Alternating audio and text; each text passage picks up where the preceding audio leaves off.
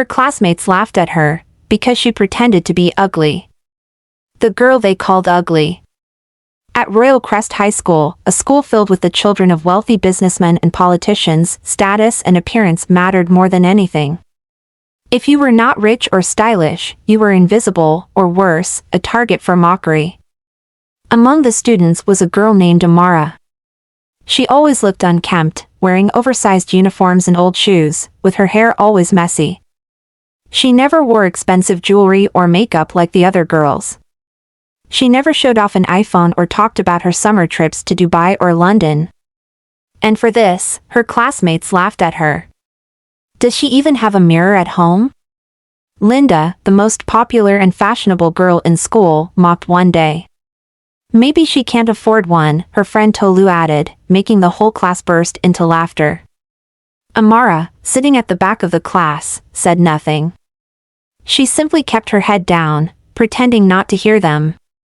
During lunch breaks, she always sat alone, eating quietly while the other students gossiped, laughed, and showed off their expensive snacks and drinks. But one person didn't laugh, Tunde. Tunde was different from the other boys. He was not the richest student, but he was kind. He noticed that Amara was always alone, always quiet, and never responded to the insults. One day, he decided to sit next to her. "Hey," he said, opening his lunch box. "Why do you always eat alone?" Amara looked at him, surprised. No one had ever asked her that before.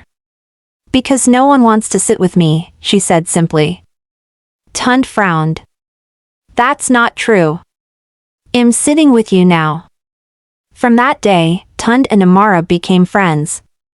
He always greeted her in the morning, helped her carry her books, and sat with her during lunch. The other students found it strange. "Tunde, why are you friends with that bush girl?" Linda sneered. Tunde shrugged.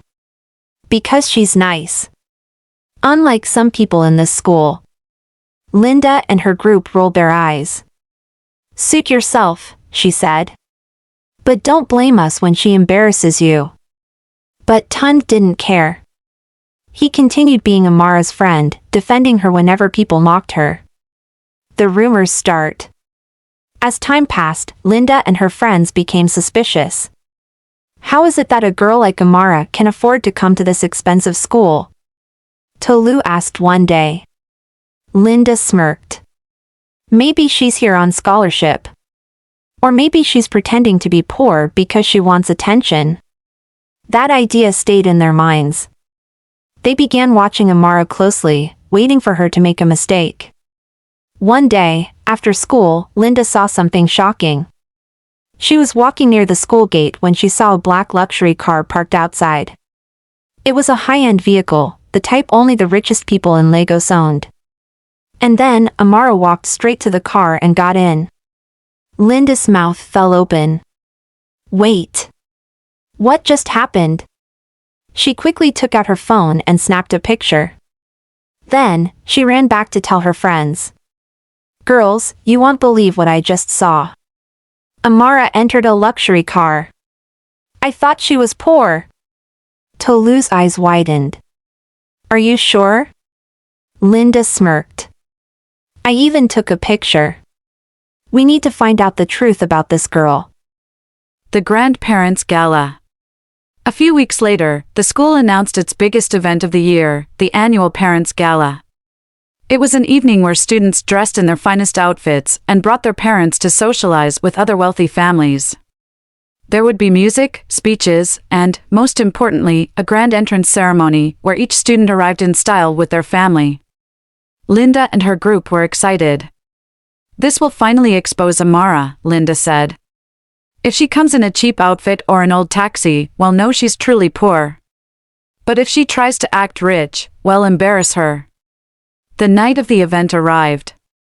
The school compound was decorated with bright lights, and expensive cars filled the parking lot. Students arrived in glamorous clothes, taking pictures and greeting their parents. Linda and her friends stood near the entrance, watching every arrival. Tunde, dressed in a neat traditional outfit, stood nearby, waiting for Amara. Then, a sleek black limousine pulled up. The entire school turned to look. The driver stepped out and opened the door. And then, to everyone's shock, Amara stepped out. But she was not the same Amara they knew.